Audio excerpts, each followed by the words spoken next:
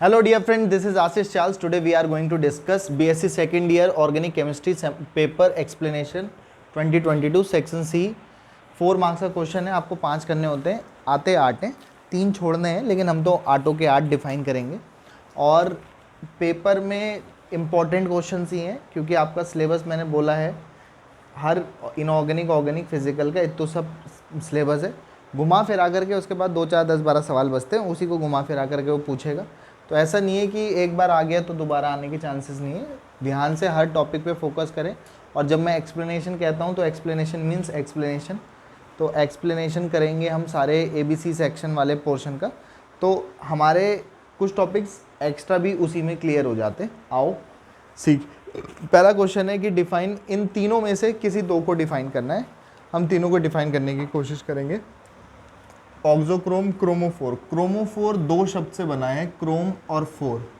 ऐसे functional group या ऐसे ग्रुप्स जो कलर प्रोड्यूस करते हैं क्रोमोफोर कहलाते हैं।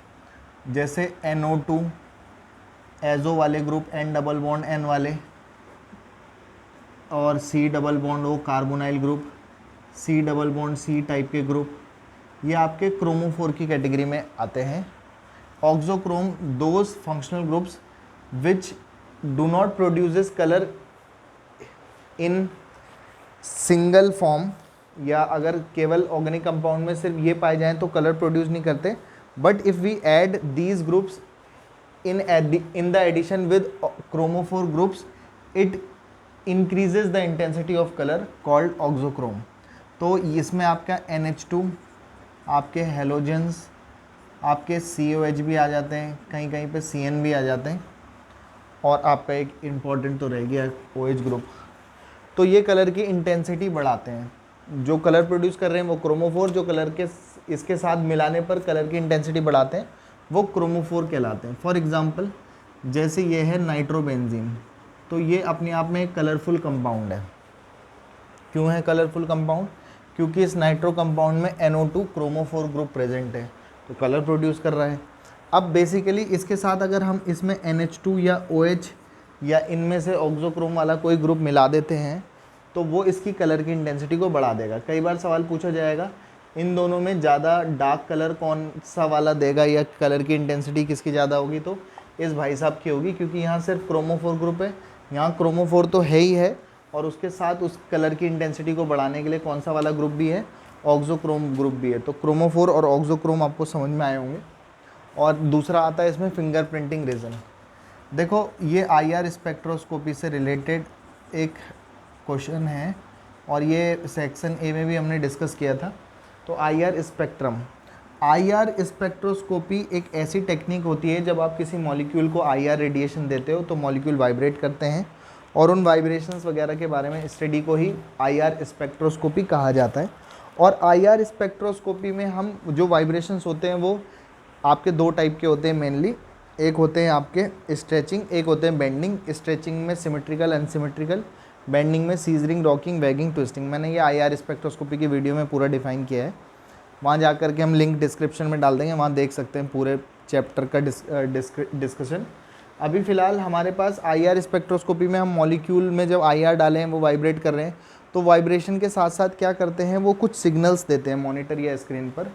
तो IR स्पेक्ट्रोस्कोपी मेरी नज़रों में सबसे बेस्ट तकनीक है किसी मॉलिक्यूल के बारे में जानने की, क्योंकि वो मॉलिक्यूल का पूरी की पूरी कुंडली आपके सामने ला करके रख देती है। लेकिन उसकी सबसे ख़ास बात कि वो सारी इन्फॉर्मेशन दे देती है, scissoring, rocking, waging, twisting, symmetrical, unsymmetrical. वही उसकी सबसे बड़ी कमी भी बन जाता है, क्योंकि उसका सिग्नल कुछ IR स्पेक्ट्रम का सिग्नल कुछ ऐसे आता है। ऐसे आने का मतलब कुछ समझ ही नहीं आता। फिर जब कुछ समझ ही नहीं आता तो उसकी सबसे बड़ी खासियत ही उसकी सबसे बड़ी कमी बन जाता है। लेकिन उस IR स्पेक्ट्रम में जो आपके करीब 600 से 1500 की रेंज में, जो सेंटीमीटर इनवर्स में जो आपका स्पेक्ट्रम रेंज, वैसे तो इसकी रेंज आपकी 4000 तक की रेंज होती है, तो 600 से 1500 की रेंज वाला जो आता है वो आपका IR स्पेक्ट्रोफोटोमीटर, मतलब IR फिंगर प्रिंटिंग रीजन कहलाता है। ये क्वेश्चन 1 मार्क्स वाले में भी था। हाँ, 600 से 1400 सेंटीमीटर इनवर्स, तो 1500 रेंज होती है। वैसे 1400 उसने ऑप्शन में दिया था सेक्शन A में, तो हम फिर से सेक्शन ए में 1400 वाला ही आंसर लेके जा रहे हैं। तो इस रेंज में किसी भी मॉलिक्यूल का जो सिग्नल आता है उसके जैसा सिग्नल किसी और का नहीं आता है। मतलब जिस भी फंक्शनल ग्रुप या किसी भी ग्रुप का जो सिग्नल आएगा 600 से 1400 सेंटीमीटर की रेंज में, वैसा सिग्नल किसी और का या किसी भी मॉलिक्यूल या किसी और फंक्शनल ग्रुप का नहीं आता है। और किसी भी का भी सिग्नल इसके जैसा मैच नहीं कर पाता। जैसे पर्टिकुलर इंसान का पर्टिकुलर फिंगरप्रिंट होता है, ऐसे ही पर्टिकुलर मॉलिक्यूल का पर्टिकुलर फंक्शनल ग्रुप का पर्टिकुलर सिग्नल आता है। तो उसी रीजन को, जिस क्षेत्र में ये चीज़ ऑब्जर्व की जाती है IR स्पेक्ट्रम में, उसी को फिंगरप्रिंटिंग रीजन कहते हैं। तो होप आपको समझ में आया होगा। पॉज करके स्क्रीनशॉट ले लें, फिर हम नेक्स्ट क्वेश्चन में आगे बढ़ रहे हैं। ये काफ़ी इंपॉर्टेंट क्वेश्चन है, आगे बढ़ जाते हैं। और ध्यान से सुनते रहें एक एक टॉपिक को, क्योंकि कुछ बातें हम मतलब जो बोल रहा हूँ उसी में कितने सारे क्वेश्चन के आंसर छुपे रहते हैं। हर एक बात इम्पॉर्टेंट है, कान खोल करके सुने, आँखों से देखते रहें, बड़े प्यार से आओ सीखें।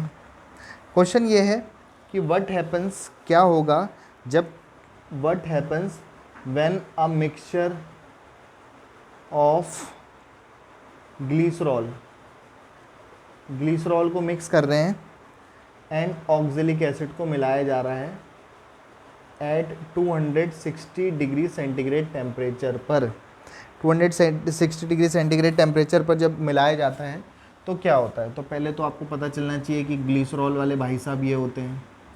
ये क्वेश्चन 260 के लिए, लेकिन ये क्वेश्चन दो तरीक़ों से पूछा जाता है, मैं दोनों ही डिफाइन कर रहा हूँ, तो आओ सीखें।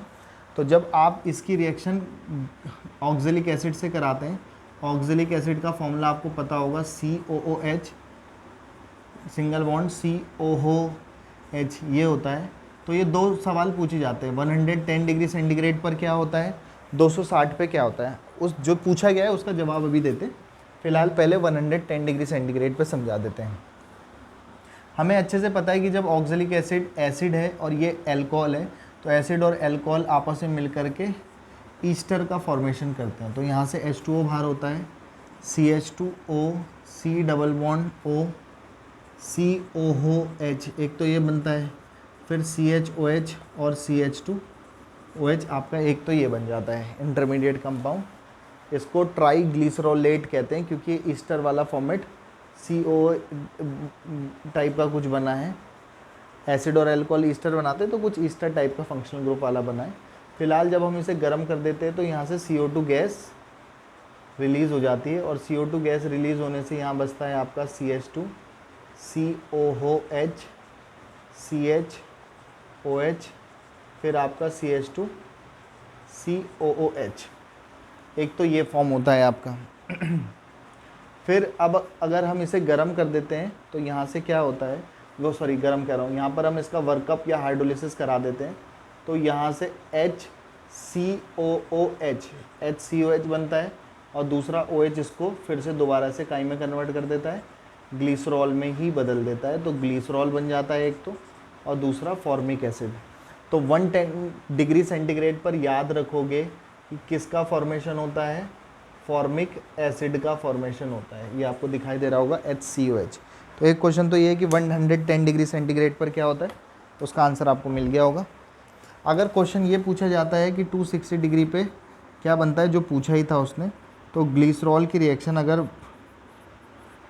260 डिग्री सेंटीग्रेड पर कराई जाती है ऑक्जेलिक एसिड से, जो कि ऑक्जेलिक एसिड COH और COOH होता है, 260 डिग्री सेंटीग्रेड पर गर्म कर रहे हैं, इसको हीटअप कर रहे हैं, तो यहाँ से H और यहाँ से OH, यहाँ से H और यहाँ से OH, 2H2O मोल्स बाहर हो जाएंगे और आपका बनेगा CH2O, C double bond O, CH, CH2OH, O, C double bond O।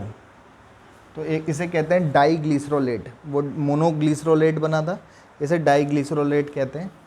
और अगर हम इसे गर्म कर देते हैं तो यहाँ से CO2 और यहाँ से CO2, 2 CO2 के मोल्स बाहर हो जाते हैं। इसका ये जाने से इसकी एक वैलेंसी, इसका ये अलग ग्रुप जाने से इसकी एक वैलेंसी, और जब वैलेंसी खुल जाएगी तो ये आपका कुछ इस तरीके का बनाएगा, CH2, CH, CH2OH। इस ग्रुप को आपको पता होगा एलाइल कहते हैं, तो एलाइल अल्कोहल बनता है। यही आपके सवाल का प्रॉपर आंसर था। ये सेकंड नंबर का ए क्वेश्चन था, तो मैंने आपको दोनों ही में बता दिया। कोई ज़रूरी नहीं है कि अगली बार भी यही वाला पूछे, ये भी पूछ सकता है। तो कई बार ऑब्जेक्टिव में पूछ लेता है, तो याद रख लेना 260 में ये बनता है 110 पर क्या बनता है वो हमने आपको बता दिया। फिर दूसरा है give the mechanism of pinacol pinacolone rearrangement reaction. 2 marks का क्वेश्चन था, क्योंकि 2 नंबर के क्वेश्चन 4 नंबर में बदल जाएंगे आपके।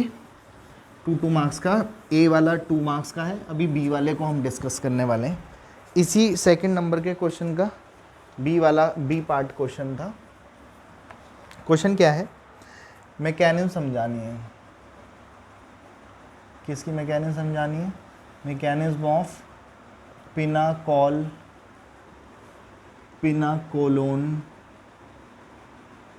रीअरेंजमेंट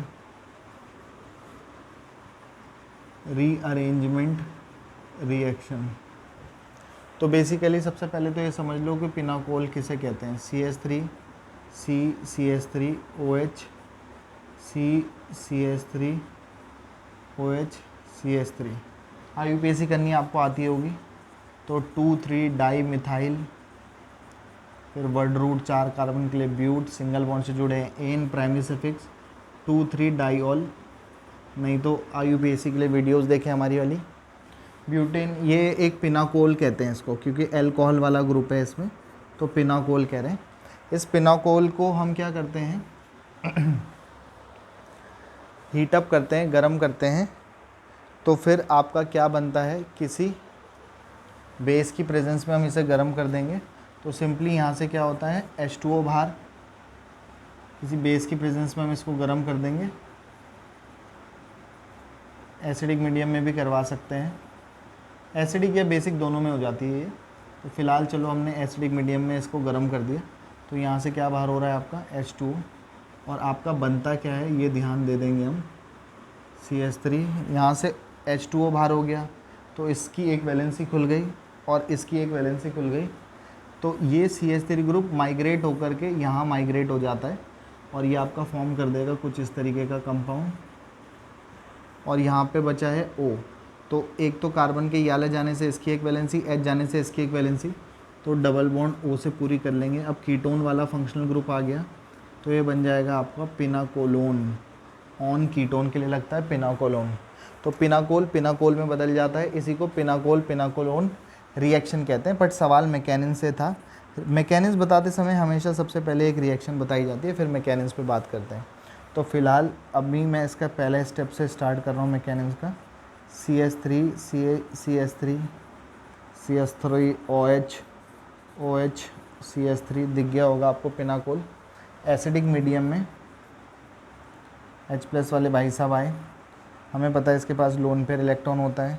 इस लोन पेयर के पास ये जो H+ आया है अटैक करने, इसने अपना एक इलेक्ट्रॉन इसको दिया होगा, चार्ज हटा होगा, ये इलेक्ट्रॉन और ये इलेक्ट्रॉन मिलकर के बॉन्ड बनाया होगा H2O, इसने अपने लोन पेयर दिए थे, तो इस पर पॉजिटिव आ जाएगा। तो नेक्स्ट स्टेप में यही सब होने वाला है जो मैं डिफ़ाइन करने वाला हूँ अब। इसके पास लोन पेयर है, इसके पास भी है 2-2 लोन पेयर, हमें पता है ऑक्सीजन के पास 2-2 लोन पेयर प्रेजेंट होते हैं। H+ से कनेक्ट हुआ तो क्या फॉर्म करेगा, CH3 CH3 OH CH3 OH2, चलो लिख ही लेते हैं OH2, और ऑक्सीजन ने लोन पेयर दिया, प्लस आ जाएगा ऑक्सीजन पे, और ये CH3, ये पहला स्टेप है। इसी के बाद ये जो बना है आपका, इसी में दिखा देता हूँ मैं यहाँ पे से। ऑक्सीजन एक इलेक्ट्रोनेगेटिव एलिमेंट होता है, और ऑक्सीजन पे पॉजिटिव आए, वो नहीं चाहता कि वो पॉजिटिव के फॉर्मेट में रहे, तो जो शेयर पेयर के इलेक्ट्रॉन थे, एक तो ऑक्सीजन का ही था, एक कार्बन का था, उसने छीना और H2O को अपने साथ लेके बाहर निकल गया। मजाक में कार्बन का इलेक्ट्रॉन चला गया, तो कार्बन पर पॉजिटिव चार्ज आ जाएगा, और कार्बन पर पॉजिटिव चार्ज आता है तो कार्बन कार्बोकैटायन बन जाता है। तो कार्बन बन जाएंगे भाई साहब हमारे कार्बोकैटायन पॉजिटिव वाले, और यहाँ है आपका OH। अब कार्बन पर पॉजिटिव है, तो कार्बन को पॉजिटिव को बैलेंस करने के लिए यहाँ से CH3 वाले एक अपना इलेक्ट्रॉन और एक पड़ोसी कार्बन का इलेक्ट्रॉन, दोनों इलेक्ट्रॉन को लेकर के एक इलेक्ट्रॉन इसको देंगे, चार्ज हटाएंगे, एक अपने पास रखेंगे, मिलकर के बॉन्ड बनाएंगे, और जब मिथाइल ग्रुप वहाँ से चला जाएगा तो मिथाइल पर पॉजिटिव चार्ज आ जाएगा। तो नेक्स्ट आपको कैसा दिखाई देने वाला है, ये सब काम हम सेकेंड स्टेप में डाल सकते हैं। यहाँ से वहाँ तक वाला मैं बार बार नहीं लिखना चाह रहा। थर्ड स्टेप में हम क्या करेंगे, कि CH3C और ये जो आपका है CH3 OH CH3 सॉरी, और इस पर पॉजिटिव, तो ये ग्रुप शिफ्ट होकर के कहाँ पे आएगा, यहाँ पर। इसको कहते हैं 1,2 मिथाइल शिफ्ट। 1 और 2 पोजीशन पर मिथाइल क्या हो रहा है, शिफ्ट हो जा रहा है। मिथाइल कौन, CH3 ग्रुप शिफ्ट हो गया, 1,2 कार्बन पर शिफ्ट हो गया। तो शिफ्ट होकर के आपको कैसा प्रोडक्ट दिखाई देने वाला है फिलहाल, CH3 और इस, अब यहाँ से CH3 गया अपना एक इलेक्ट्रॉन कार्बन का लेकर के, तो कार्बन पर कैसा चार्ज आ जाएगा, पॉजिटिव। और यहाँ है आपका OH वाले भाई साहब, तो इस OH वाले भाई साहब में क्या होगा, ये फिर से अपने इलेक्ट्रॉन यहाँ, तो यहाँ पे आ जाएगा डबल बॉन्ड, और H+ कैटलिस्ट वो होते हैं जो रेट को बढ़ाते घटाते पार्टिसिपेट नहीं करते, तो वो एस्टिक मीडियम वाला H+ फिर से बाहर निकल लेगा, और फाइनल प्रोडक्ट आपको दिखाई देगा CH3C double bond O CH3 यही दिखना भी चाहिए था, पिनाकोलोन बन गया होगा। तो ढंग से मैकेनिज्म देख लें, पॉज कर ले, स्क्रीनशॉट ले लें, जो करना चाह रहे वो करो, फिर हम मिटा करके आगे बढ़ जाते हैं।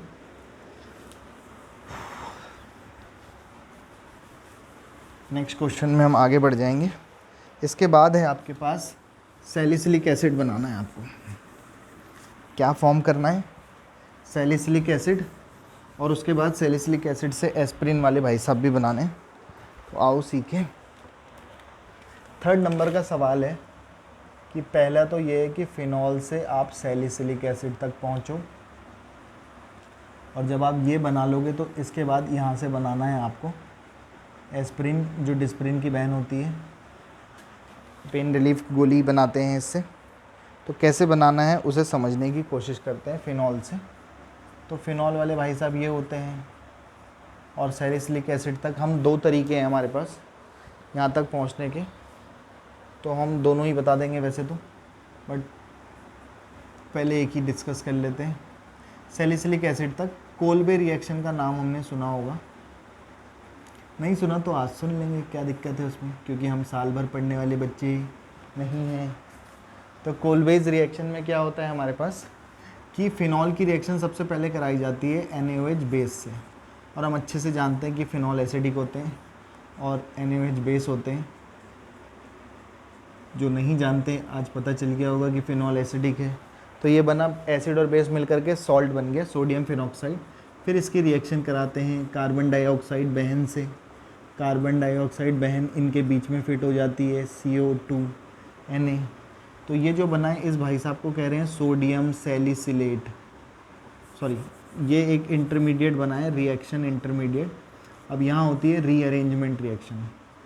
रीअरेंजमेंट मतलब एक ही कंपाउंड में चीज़ों का अरेंज हो जाना, रीअरेंजमेंट। ये यहाँ और ये वाला यहाँ, तो ये आपका बनाएगा कुछ इस तरीके का OH और COONA, इसे कह रहे हैं सोडियम सैलिसिलेट, सोडियम सैलिसिलेट। अब ये जो सोडियम सैलिसिलेट आपका फॉर्म हुआ है OH और COONA वाला, इसका कराया जाता है हाइड्रोलिसिस। तो Na और OH, NaOH निकल लो और ये H यहाँ आओ और बनाओ जो बनाना था हमको, इसको कहते हैं आपका सैलिसिलिक एसिड। तो यहाँ पर आपका सैलिसिलिक एसिड फॉर्म हो गया। बाकी मैंने एल्कोहल फिनॉल वाले चैप्टर पे वीडियो बनाए हैं, एक एक रिएक्शन को डिस्क्राइब किया है। अभी तो हम फिलहाल क्वेश्चन कर रहे हैं, तो सैलिसिलिक एसिड बन जाएगा। और दूसरा सवाल आपके पास इसी में था कि सैलिसिलिक एसिड से एस्पिरिन बनाऊं। तो एस्पिरिन बनाने के लिए इसकी रिएक्शन कराई जाती है एसिटिल क्लोराइड से in the presence of AlCl3 वगैरह की प्रेजेंस में। तो यहाँ से H, एसिटिल क्लोराइड एक ऐसा फंक्शनल ग्रुप है जो OH को पहचानता है। तो कार्बोक्सिलिक एसिड और OH फंक्शनल ग्रुप में OH पर रिएक्शन होगी, तो यहाँ से H और यहाँ से Cl HCl बाहर हो जाएगा। और जब HCl बाहर हो जाएगा तो यहाँ बनेगा आपका O, C double bond O CH3 और COOH तो यहाँ है ही। इसी बहन को कहते हैं एस्पिरिन, डिस्पिरिन की बहन है ये, वही काम करती है जो डिस्पिरिन करती है, अच्छे से समझते होंगे। पॉज करके स्क्रीनशॉट ले लो, फिर मैं नेक्स्ट क्वेश्चन में हम आगे बढ़ जाएंगे रीमर टीमन रिएक्शन में। फ़िलहाल पॉज करके स्क्रीनशॉट लो, फिर मिटा के आगे बढ़ते हैं।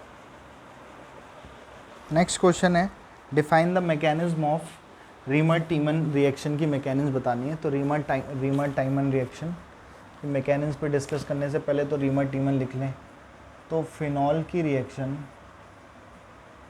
क्लोरोफॉर्म से कराई जाती है विद 3 KOH मॉलिक्यूल और बनता है सैलिसल्डिहाइड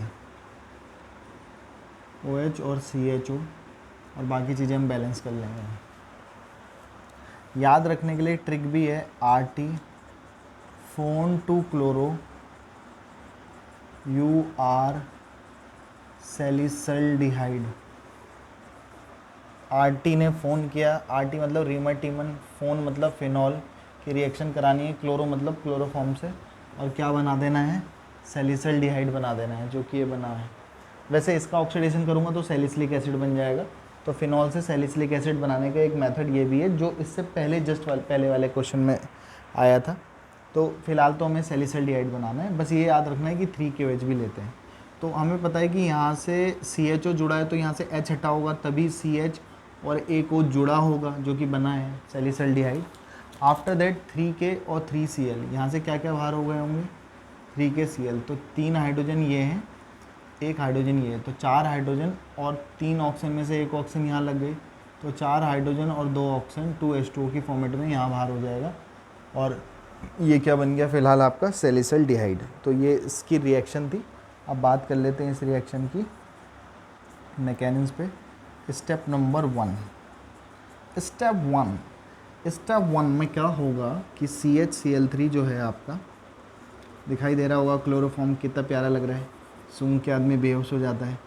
तो CHCl3 ये बेस है, 3 बार बेस ले सकते हैं हम। फिलहाल बेस आया, बेस ने हमारा सिंपली प्रोटॉन एक्सट्रैक्ट किया, H2O को बाहर निकाला, H+ गया तो इस पर नेगेटिव आएगा, तो CCl और नेगेटिव कार्बन आयन टाइप का फॉर्मेट हो गया। कार्बन पे नेगेटिव अच्छा नहीं लग रहा, तो ये क्लोरीन जो है वो अपने इलेक्ट्रॉन को बाहर फेंक देता है। मतलब ये एक इलेक्ट्रॉन क्लोरीन का और एक कार्बन का है, एक कार्बन का इलेक्ट्रॉन लेके चला गया वो।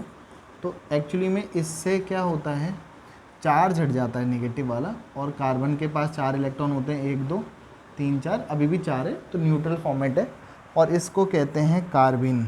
और कभी आपसे सवाल पूछा जाए कि इस मैकेनिज्म का या इस रिएक्शन का इंटरमीडिएट कंपाउंड कौन होता है, तो कार्बिन होता है। जैसे carbocation carbon ion free radical होते हैं, ऐसे एक कार्बिन भी एक इंटरमीडिएट है। अब ये कार्बिन अटैक करेगा कैसे, कहाँ, आओ सीखें। तो फ़िलहाल तो सबसे पहले आपका जो फिनॉल वाले भाई साहब थे, वो फिर से किसी बेस की प्रेजेंस में, बेस ने फिर से प्रोटॉन एक्सट्रैक्ट किया और फिनॉल को बना दिया आपका फिनॉक्साइड। बेंजीन समझ रहे हो ना, डबल सिंगल डबल वाला, तो ये फिनॉक्साइड बन गया। अब ये फिनॉक्साइड में आपके पास ये आएगा इधर डबल बॉन्ड बनाता हुआ, और इसके जो इलेक्ट्रॉन है वो यहाँ शिफ्ट हो जाएंगे। तो ये कुछ आपको ऐसा कुछ दिखाई देने वाला है, ये डबल बॉन्ड O और यहाँ पर इस पर नेगेटिव। अब ये वाला नेगेटिव वाला हिस्सा जाएगा अटैक करने के लिए आगे स्टेप नंबर 3 में। तो आपके पास यहाँ पर डबल बॉन्ड O, यहाँ पर नेगेटिव, और नेगेटिव है तो ये जा रहा है अटैक करने के लिए कार्बिन इंटरमीडिएट पर। तो ये नेगेटिव वाला बॉन्ड इधर जाएगा इससे कनेक्ट होने के लिए, और क्योंकि इसने अपना एक इलेक्ट्रॉन इसको दिया है तो कार्बिन पे नेगेटिव चार्ज आ जाएगा, और ये कुछ ऐसा दिखाई देने वाला है आपको, डबल बॉन्ड, और यहाँ पे से जुड़ जाएगा Cl2, और यहाँ पे आ जाएगा इस पर नेगेटिव चार्ज। तो जब यहाँ पर आपके पास ये नेगेटिव चार्ज आ जाएगा तो ये एक इंटरमीडिएट टाइप कंपाउंड फॉर्म हो गया है। इसके बाद इसका नेगेटिव कैसे बैलेंस होगा, यहाँ पर अभी आपके पास एक H और है, वो H उसे बैलेंस कराएगा सारी खेल को। तो उसी को समझना है हमको, ये क्या हो रहा है यहाँ पर।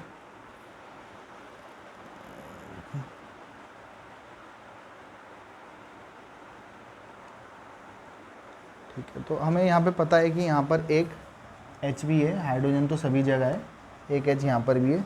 तो ये जो H है वो जाएगा इस पर, जो कि ये CH Cl2 टाइप का कुछ बन जाएगा। H प्लस गया तो इस पर निगेटिव आएगा, वो बॉन्ड इधर शिफ्ट और ये वाले बॉन्ड इधर शिफ्ट। तो नेक्स्ट आपको कैसा दिखाई देने वाला है, ये कंपाउंड कुछ इस तरीके से दिखाई देगा। यहाँ पर आ जाएगा आपका O निगेटिव और ये बन जाएगा आपका CH Cl2। और ये जो CH Cl2 बना है, यहाँ पर आप एक काम करना है कि आप इसका हाइड्रोलिसिस करवा देना। हाइड्रोलिसिस कराएंगे तो 2H और 2Cl यहाँ पे से बाहर हो जाएगा आपका 2HCl और ये O आके फिट हो जाएगा यहाँ पर। तो ये फाइनली आपको कुछ इस तरीके का दिखाई देगा, O निगेटिव। अच्छा, ये बॉन्ड इधर आया तभी यहाँ डबल बॉन्ड आया, तो यहाँ पे बॉन्ड भी है और बॉन्ड्स को सारे को उस रिंग भी दिखा सकते हैं। तो यहाँ पे फॉर्म हो गया होगा आपका CHO। तो ऑलमोस्ट हमारा बन चुका है। स्टेप नंबर 4 पे हम इसकी मैकेनिज्म ख़त्म करेंगे कि लास्ट में आपका ये जो फिनॉक्साइड और ये बना है CHO, इसका हम फिर से एक्वस मीडियम में H प्लस आयन एक्सट्रैक्ट करेगा ये, और ये आपका बना देगा CHO सैलिसल्डिहाइड। तो होप आपको ये मैकेनिक्स समझ में आ रही होगी। पॉज करके स्क्रीनशॉट ले लें, फिर हम आगे बढ़ेंगे नेक्स्ट वाले क्वेश्चंस में। नेक्स्ट क्वेश्चन पे डिस्कस कर लेते हैं। 5th का A वाला part Hoffmann bromide reaction define करो, B वाला part Gabriel phthalimide reaction, C वाली कैनिज़ारो रिएक्शन। इनमें से किसी 2 पे डिफाइन करना था, ये क्वेश्चन है, पर हम तीनों ही डिफाइन करेंगे, हमें तो पूरा पेपर बताना है। हॉफमैन ब्रोमाइड रिएक्शन हमने A सेक्शन में भी डिफाइन करी थी, फिर से डिफाइन कर रहा हूँ।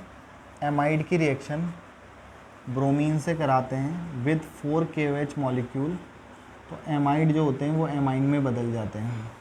एमाइड CONH2 से CO हट जाता है और RNH2 बनता है, इतना तो हमें याद ही रखना है। एमाइड से एमीन बनते हैं बस। तो बाकी क्या क्या बच रहा है, 2K और 2Br, क्या बाहर हो जाएगा यहाँ से, 2KBr बाहर हो जाएगा। फिर यहाँ से K2 CO और 2 O यहाँ से, तो K2CO3 बाहर हो जाएगा हमारा। तो 4 हाइड्रोजन और 2 ऑक्सीजन बचे होंगे, जो कि 2H2 के फॉर्मेट में बाहर हो जाएगा। R का मतलब एल्काइल ग्रुप होता है। एल्काइल का जनरल फॉर्मूला CnH2n+1 होता है।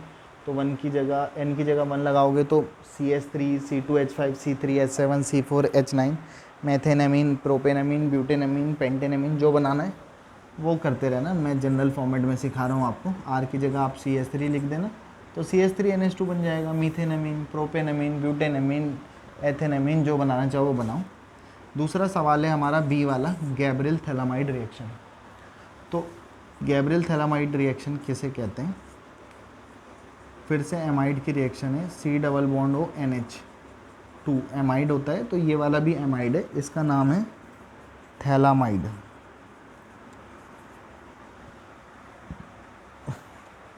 तो थैलामाइड की रिएक्शन हम कराते हैं पोटेशियम हाइड्रोक्साइड से, तो यहाँ से H और यहाँ से OH, H2O बाहर, और पोटेशियम वाले भाई साहब जुड़ जाएंगे यहाँ, C double bond O, C double bond O N और K, तो बनता है पोटेशियम थैलामाइड। पोटेशियम थैलामाइड की रिएक्शन कराई जाती है एल्काइल हैलाइड से। एल्काइल अभी मैंने बताया CnH2n+1 होता है, 1 की जगह N की जगह 1 2 3 4 5 कुछ भी रख सकते हैं। तो यहाँ से K, यहाँ से X, यहाँ से बाहर हो जाएगा KX, और जब KX बाहर हो जाएगा तो ये आपका बनेगा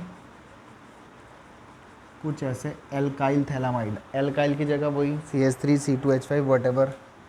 फिर इसका कराते हैं 2 बार हाइड्रोलिसिस, 2 वाटर मॉलिक्यूल, यहाँ से बॉन्ड टूटा, यहाँ से बॉन्ड टूटा, एक H इसको, एक H इसको, तो ये बन जाएगा आपका RNH2।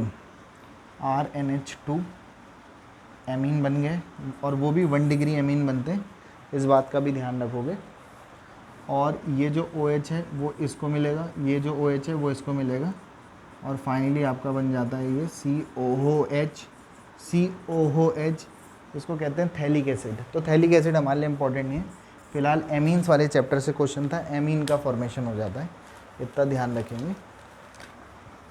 तीसरी रिएक्शन है C वाली, कैनिज़ारो रिएक्शन।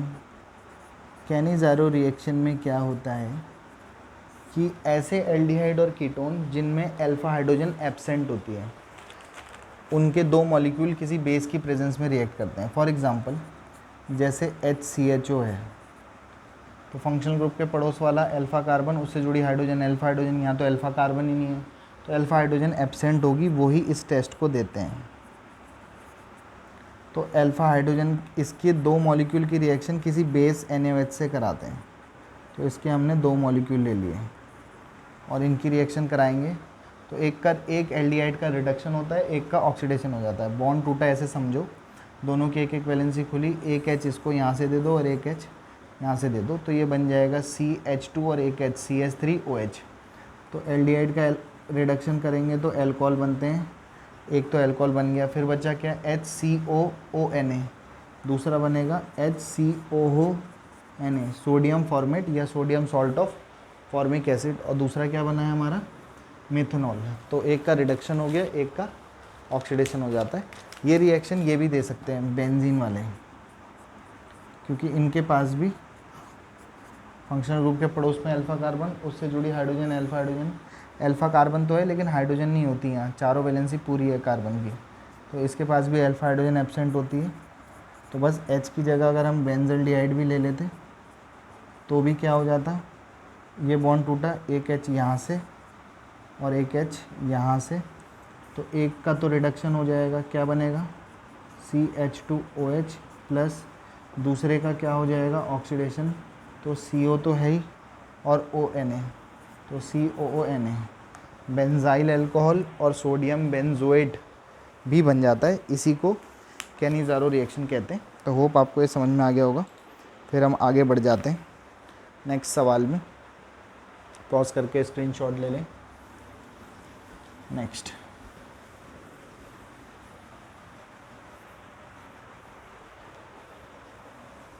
होप कुछ समझ आ रहा होगा।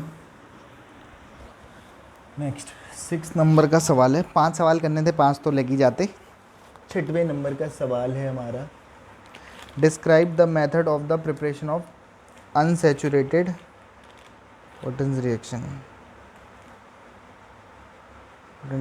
Of these acids. देखो पहला है आपके पास अनसैचुरेटेड कार्बोक्सिलिक एसिड को बनाने के मेथड और उनकी केमिकल प्रॉपर्टीज़ को डिस्कस करना है। बड़े मार्क्स का 4 नंबर का सवाल है। तो अनसैचुरेटेड क्या होते हैं? अनसैचुरेटेड मतलब ऐसे कार्बोक्सिलिक एसिड जिनमें डबल बॉन्ड या ट्रिपल बॉन्ड आते हैं, तो उनकी प्रिपरेशन मेथड और उनकी केमिकल प्रॉपर्टीज़ पे बात करनी है हमको। तो वैसे तो बहुत सारे तरीके हो सकते हैं। एक तरीका मैं इसमें describe any 4 preparation method of unsaturated carboxylic acid और इनकी इंपॉर्टेंट केमिकल रिएक्शंस पे बात करनी है। तो हम कार्बोक्सिलिक एसिड को नॉर्मली भी कैसे बनाते हैं, तो देखो कार्बोक्सिलिक एसिड बनाने के मेथड हमने पढ़े होंगे। जैसे अल्कोहल है, अल्कोहल हमने देखा होगा कि अल्कोहल है। फॉर एग्ज़ाम्पल एक ये एग्ज़ाम्पल ले लेते हैं, जैसे CH3 CH2 CH3 CH2OH है। तो हमें पता है कि अल्कोहल का ऑक्सीडेशन कर देते हैं, H और O, H2O बाहर हो जाता है और CH3 CHO एल्डिहाइड बन जाता है। इसका फर्दर ऑक्सीडेशन कर देंगे तो क्या बन जाएगा, CH3 COOH बन जाएगा। तो कार्बोक्सिलिक एसिड बनाने का एक मेथड ये था कि अल्कोहल का ऑक्सीडेशन कर दो। लेकिन अगर मैं अल्कोहल ये वाला ले लेता, तो पहले से ही डबल बॉन्ड वाले ले लेता, तो CH3 CH ये होता और यहाँ भी आपका, हाँ बल्कि हम ऐसा वाला एसिड ले लेते, CH2 double bond CH CH2OH, ये अल्कोहल लिया, ऑक्सीडेशन करा देते, HHO H2O बाहर हो जाता, CH2 डबल बॉन्ड CH और ये वाला बन जाता CHO, जो कि आपका इसको विनाइल कहते हैं। विनाइल एल्डिहाइड भी बन जाता है या प्रोटूइन वनल भी बन जाता। IUPAC आती होगी हमको। ऑक्सीडेशन कर देंगे तो हमारा क्या बन जाएगा, CH2 CH COOH, carboxylic acid का फॉर्मेशन हो गया एक मेथड, और वो भी अनसैचुरेटेड वाला बन गया। दूसरा हम जानते हैं कि अगर मैं ये ले लूँ CH2 CH2CN, तो साइनाइड वाले ग्रुप का हाइड्रोलिसिस करवा देते हैं, तो यहाँ से CN वालों में से, सॉरी ये जो CN होते हैं वहाँ N H H और H, CN में से N वाला NH3 निकाल देगा, OOH, तो ये बनेगा CH2 double bond CH CH2 और COOH। तो ये भी एक अनसेचुरेटेड कार्बोक्सिलिक एसिड है। इस ग्रुप को विनाइल कहते हैं, तो विनाइल कार्बोक्सिलिक एसिड या 1 2 3 4 ब्यूट 3 इन 1 ओइक एसिड एक मेथड, प्रिपरेशन मेथड ये भी हो गया। साइनाइड से भी क्या बना सकते हैं, एसिड बना सकते हैं। और तीसरा ये भी हो सकता था कि एल्डिहाइड से का ऑक्सीडेशन कर दो तो भी एसिड बन जाते हैं, उसमें कोई दिक्कत की बात नहीं है। एक और मेथड करना चाह रहे हो तो कोई भी ईस्टर ले लो, वो भी अनसेचुरेटेड वाला ले लेते हैं। चलो CH2COOR, R मतलब समझते हो आप एल्काइल ग्रुप, ईस्टर का हाइड्रोलिसिस कर दो तो ROH, एक तो एल्कोहल बन जाता और ये वाला कार्बोक्सिलिक एसिड बन जाता।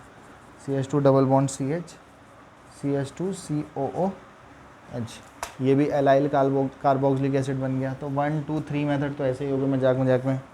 और अगर मैं कोई अनसेचुरेटेड COCl ले लेता, एसिड क्लोराइड, इसका हाइड्रोलिसिस करवा देते तो HCl बाहर हो जाता, OH वाला यहाँ जुड़ जाता, तो CH2 double bond CH CH2COOH वाला बन जाएगा। तो बहुत सारे मेथड हो सकते थे, 4 मेथड तो हमने ऐसी मजाक में बता दिए। और प्रिपरेशन मेथड बताना है, इनका लैंग्वेज भी लिख देना कि ये जो एलाइल अल्कोहल है वो इससे ऑक्सीडाइज होकर के ये बनाता है, देन ये बनते हैं, फिर ऐसे इनकी लैंग्वेज भी बात कर सकते हैं। तो प्रिपरेशन मेथड ये हो गए। रही बात कार्बोक्सिलिक एसिड की केमिकल प्रॉपर्टी की, तो कार्बोक्सिलिक एसिड पे शायद हमने एक चैप्टर यूनिट वीडियो बना रखा होगा पहले से ही, और एक प्रिपरेशन मेथड इंपॉर्टेंट वाला हमारे पास नेक्स्ट क्वेश्चन में भी है, वहाँ पे भी हम अनसेचुरेटेड कार्बोक्सिलिक एसिड ही बनाते हैं। पर्किन रिएक्शन इसका नेक्स्ट क्वेश्चन है, वो भी हम डिस्कस कर लेंगे। बट फिलहाल पहले ये 4 प्रिपरेशन मेथड तो यही हो गई, लैंग्वेज के साथ लिख लेना। पर्किन रिएक्शन में भी प्रिपरेशन ही मेथड होता है। रही बात केमिकल प्रॉपर्टी की, तो मैं कार्बोक्सिलिक एसिड की केमिकल प्रॉपर्टी पे कार्बोक्सिलिक एसिड वाला चैप्टर का ही वीडियो का लिंक भेज देंगे, वहाँ आराम से डिस्कस कर लेंगे। कार्बोक्सिलिक एसिड, कोई भी कार्बोक्सिलिक एसिड हो अनसेचुरेट, यहाँ आर की जगह कोई भी डबल बॉन्ड वाला ले लेंगे। डबल बॉन्ड वाला मतलब CH2 डबल बॉन्ड CH ऐसे भी ले सकते हैं। फ़िलहाल ये अनसेचुरेटेड वाला है। तो कार्बोक्सिलिक एसिड मेनली 3-4 टाइप के रिएक्शंस देता है। एक तो O और H के बीच बॉन्ड टूटने की वजह से होने वाली रिएक्शन, जिसमें H बाहर हो जाता है। तो OH वाले एल्कोहल वाले चैप्टर में जो रिएक्शन देते थे वो ये भी दे देते हैं। जैसे इसकी रिएक्शन NaOH बेस से करा दो तो बनेगा RCOONA। R क्या है आपका, R ऐसे समझ लो कि कोई अनसेचुरेटेड वाला ले लिया हमने, CH2 डबल बॉन्ड CH ये ले लिया, चलो तो ये यहाँ पे वो लगा लेंगे। और इसकी रिएक्शन Na से करा दो तो भी NaH बाहर निकाल देता है। तो क्या बाहर हुआ होगा यहाँ से, HOH H2O बाहर हुआ होगा इस रिएक्शन में।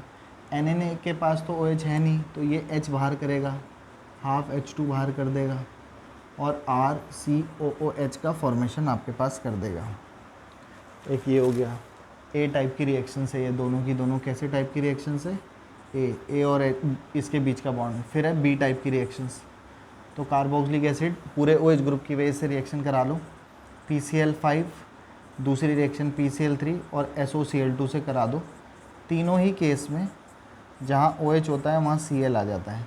PCl5 से कराते हैं तो POCl3 और HCl बाहर होता है, PCl3 से कराते हैं तो S3PO3 बाहर हो जाता है, SO2Cl2 से कराते हैं तो SO2 और HCl, SO2 और एक H और एक Cl, तो एक Cl यहाँ जाके जुड़ जाता है तो ये बन जाता है। तो पूरे OH ग्रुप की वजह से 1 2 3 4 5 केमिकल प्रॉपर्टी तो यही हो गई।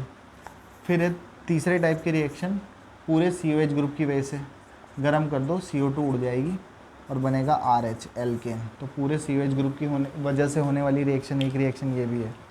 चौथी एल्काइल ग्रुप की वजह से होने वाली रिएक्शन हेल्वोलार्ड जेलेंस की रिएक्शन। फिलहाल हम अनसेचुरेटेड की बात कर रहे हैं। 1 2 3 4 5 6 रिएक्शंस पे तो हम बात कर ही चुके हैं नॉर्मली, 6 केमिकल प्रॉपर्टी पे। नेक्स्ट क्वेश्चन हम बात करने वाले हैं। 7वें नंबर का सवाल था, डिफाइन UV विजिबल स्पेक्ट्रोस्कोपी और उसके इलेक्ट्रॉनिक ट्रांजिशन को समझाओ। तो UV विजिबल स्पेक्ट्रोस्कोपी पे मैं पूरी वीडियो बना चुका हूँ पहले ही, तो UV विजिबल स्पेक्ट्रोस्कोपी के लिए लिंक शेयर कर देंगे। सबसे इम्पोर्टेंट जिसके लिए ये सब मैं पढ़ा रहा हूँ, वो लास्ट वाला सवाल है, उसकी मैकेनिज्म हमको समझना है, रिएक्शन समझना है, उसे समझने की कोशिश करते हैं। लास्ट सवाल पे आ गए हम, क्वेश्चन नंबर 8। एक है आपके पास पर्किन रिएक्शन और दूसरा है B part benzoin condensation. Benzoin condensation दोनों को समझाना है, वो भी मैकेनिज्म के साथ। मैकेनिज्म से भी सवाल बहुत सारे पूछे गए हैं इस बार, तो इन दोनों को एक्सप्लेन करेंगे। आओ सीखें पर्किन रिएक्शन और उसकी मैकेनिज्म समझते हैं। जब भी किसी की मैकेनिज्म आती है तो उसके पहले उसकी रिएक्शन लिखी जाती है, तो हम पहले पर्किन रिएक्शन की रिएक्शन लिख रहे हैं। तो बेंजल डिहाइड की रिएक्शन, या मैं आपको पहले खोल के दिखा देता हूँ। यहाँ पे CH डबल बॉन्ड O, इसकी रिएक्शन करा रहे हैं एसिटिल क्लोराइड से, CH2COCl से, इन द प्रेजेंस ऑफ, ये जो प्रेजेंस में कराई जा रही है वो कराई जाती है किसी बेस की प्रेजेंस में। वो कई बार बुक्स में ETONA लिख देता है, या सोडियम इथॉक्साइड भी कह सकते हैं। ET मतलब इथाइल ग्रुप है। होता क्या है कि यहाँ से H2 और यहाँ से O, क्या बाहर हो गया, H2O और CHO गया, तो इसकी एक दो वैलेंसी खुल गई। यहाँ से 2 H गए तो इसकी भी 2 वैलेंसी खुल गई, तो बचा क्या, CH, C double bond O, Cl। इसको कहते हैं सिनेमिल क्लोराइड। सिनेमिल क्लोराइड।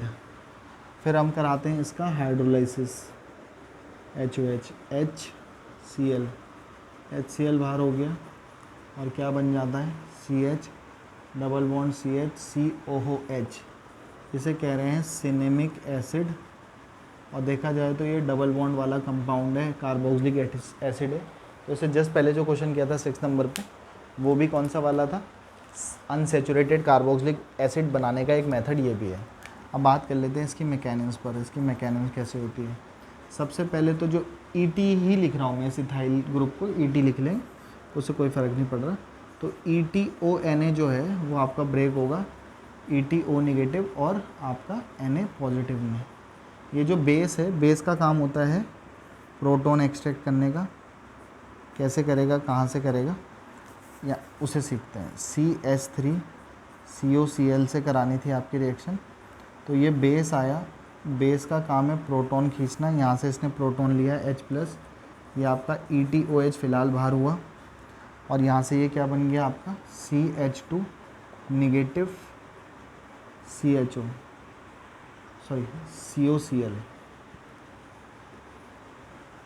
ये बन गया। क्योंकि यहाँ से H+ गया तो इस पर नेगेटिव चार्ज आ जाएगा, और वो नेगेटिव सिंगल डबल के कॉन्जुगेशन के कारण ये स्टेबलाइज होता है। इसे कॉन्जुगेट बेस भी कह रहे हैं, कॉन्जुगेट बेस मैकेनिज्म भी कहते हैं। जब भी कोई एसिड अपना H+ देता है तो बची हुई स्पीसीज़ को कॉन्जुगेट बेस कहते हैं। अब ये अटैक करने जाएगा बेंजल डिहाइड के पास, C डबल बॉन्ड OH। तो ये जो बेस था CH2 नेगेटिव COCl, ये नेगेटिव चार्ज आया अटैक करने के लिए यहाँ पे, और ये आपका बना देगा क्या, CH तो है ही CH, और ये यहाँ अटैक किया तो O वाले बॉन्ड ऊपर शिफ्ट हो गए, तो O पे आ जाएगा आपका नेगेटिव चार्ज। सिंगल बॉन्ड यहाँ पे क्या होना है, CH2 और C double bond O Cl। फिर हम कराते हैं यहाँ पर इसका ETOH से रिएक्शन, जो ETOH बाहर निकला था थोड़ी देर पहले। यहाँ से ये H+ रिलीज़ करेगा और ये उस H+ को लेगा, तो ये कुछ आपका इस तरीके का कंपाउंड बना देगा, CHOH सिंगल बॉन्ड CH2 और COCl, और यहाँ से ETO नेगेटिव बाहर हो गया। अब मैं यहीं पे शो कर रहा हूँ कि हम इसे गर्म कर देंगे तो यहाँ से OH और यहाँ से H क्या बाहर हो जाएगा, H2O, और H2O बाहर हो जाएगा तो आपका बन जाएगा बेंजीन और CH double bond CH COCl, cinnamyl chloride जो बन रहा था। इसके बाद आप इसका फिर से हाइड्रोलिसिस करा देंगे, तो ये क्या बना देगा, यहाँ से H और Cl, HCl बाहर हो जाएगा और ये आपका बन जाएगा CH डबल बॉन्ड CH और COOH, सिनेमिक एसिड का फॉर्मेशन हो जाएगा। और ये जो ETO निगेटिव था वो लास्ट स्टेप में, वो जो Na+ पहले स्टेप में निकाला था उससे जुड़ करके ETONA सॉल्ट दोबारा से बना देगा जो आपने स्टार्टिंग में लिया था, क्योंकि कैटलिस्ट वो होते हैं जो रेट को बढ़ाते घटाते पार्टिसिपेट भी करते हैं, सबसे पहले वही पार्टिसिपेट करते हैं, लास्ट में अनचेंज रहते हैं। तो पॉज करके स्क्रीनशॉट ले लेना। अब लास्ट हमारा बच जाएगा बेंजोइन वाले भाई साहब, कंडेंसेशन वाले। तो फ़िलहाल पॉज करके स्क्रीनशॉट ले लें, वीडियो भी बहुत बड़ा हो गया, फिर आगे बढ़ेंगे। आओ सीखें लास्ट रिएक्शन, लास्ट क्वेश्चन पे डिस्कस कर रहे हैं कि आपके पास हम बेंजल्डिहाइड की रिएक्शन करवा रहे हैं। बेंजल्डिहाइड के 2 मोल्स की रिएक्शन करा रहे हैं KCN के साथ। ये आपका बेंजल्डिहाइड है, इनके 2 मॉलिक्यूल की रिएक्शन KCN के साथ या KCN की प्रेजेंस में करवाते हैं। तो क्या होता है कि ये बॉन्ड टूटा, दोनों की एक एक वैलेंसी, यहाँ से एक H इसको मिला और एक H इसको मिला, तो एक की तो वैलेंसी पूरी हो गई। क्या हो गया, ये C और O की वैलेंसी पूरी हो गई, OH बन गया। और ये क्या था आपका CH और ये इसकी पूरी हो गई, इसकी वैलेंसी खुली है, ये जुड़ जाएगा आपके पास फिर से इससे, तो ये बनेगा C डबल बॉन्ड O और बेंजीन। इसी भाई साहब को कह रहे हैं बेंजोइन। तो बेंजोइन कंडेंसेशन में बेंजोइन तो ये हो गया, ये तो थी सिंपली रिएक्शन। अब बारी चलती है इसमें पूरी, ये तो थी रिएक्शन, अब बारी चल रही है इसकी मैकेनिज्म की कि असलियत में अंदर हुआ क्या क्या है, उसे समझने की कोशिश करते हैं। तो सबसे पहले स्टेप में तो KCN ब्रेक होता है K+ और CN नेगेटिव में। दूसरे स्टेप में ये जो बेंजल्डिहाइड है CHO, उस पर CN नेगेटिव अटैक करने के लिए आया न्यूक्लियोफाइल, ये यहाँ हो जाएगा। तो ये क्या फॉर्म करेगा आपका बेंजीन, CO पे नेगेटिव CH और ये आ गया CN। तो ये CN आपका इस तरीके से जुड़ जाएगा और O पे नेगेटिव है। अब ये CN है, CN कुछ इस तरीके से होता है, हम अच्छे से समझते हैं CN वाला। आफ्टर दैट इसकी रिएक्शन जब ये CN बन जाएगा फिर किससे कराएंगे कि आपके पास इसका वर्कअप करा देंगे। ऐसे वर्कअप कराने की भी रिक्वायरमेंट है नहीं हमें,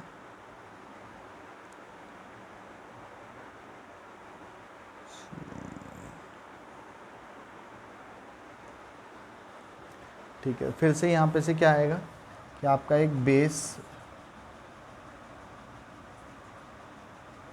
HOH, तो ये H+ तो इसको मिल जाएगा, और ये जो बेस है OH नेगेटिव, इसका काम होता है प्रोटॉन को एक्सट्रैक्ट करने का। यहाँ से H+ ले लेगा ये, तो H+ ले लेगा, तो ये आपका कुछ इस तरीके का दिखाई देगा कि C पे आ जाएगा आपका OH और इस पे आ जाएगा आपके पास C पे फिर से आ जाएगा आपका कहीं, हाँ OH ने प्रोटॉन एक्सट्रैक्ट कर लिया तो H2O बाहर हो गया ये, और इस C पे आ जाएगा आपका नेगेटिव चार्ज, और यहाँ पर कौन है आपका CN, या फिर इस तरीके से C ट्रिपल बॉन्ड N। तो ये जो C ट्रिपल बॉन्ड N इस कॉन्सेप्ट का CN बनेगा, ये नेगेटिव चार्ज ये बन चुका है न्यूक्लियोफाइल, ये अटैक करने के लिए जाएगा दूसरे वाले मॉलिक्यूल पर COH नेगेटिव CN। अब ये नेगेटिव अटैक करने के लिए जाएगा, क्योंकि बेंजल्डिहाइड के कितने मॉलिक्यूल लेते हैं हम शुरुआत में रिएक्शन में, 2, एक तो ये ले लिया था, एक और लेंगे जो कि आ जाएगा ये CHO। ये नेगेटिव चार्ज आएगा यहाँ अटैक करने के लिए, ये वाला बॉन्ड इधर शिफ्ट हो जाएगा। इन नेक्स्ट स्ट्रक्चर में आपको कुछ दिखाई देगा ऐसे कि C इस पर है OH, एक C पर है OH, एक तरफ आपका लगा हुआ है CN, और एक तरफ आ जाएगा आपका C और O पर नेगेटिव, और इस तरफ H, और ये बेंजीनिंग वाला पोर्शन। होप आपको ये दिखाई दे रहा होगा।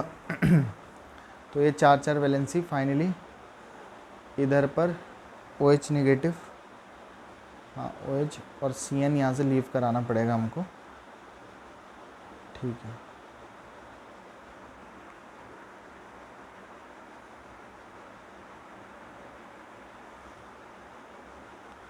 OH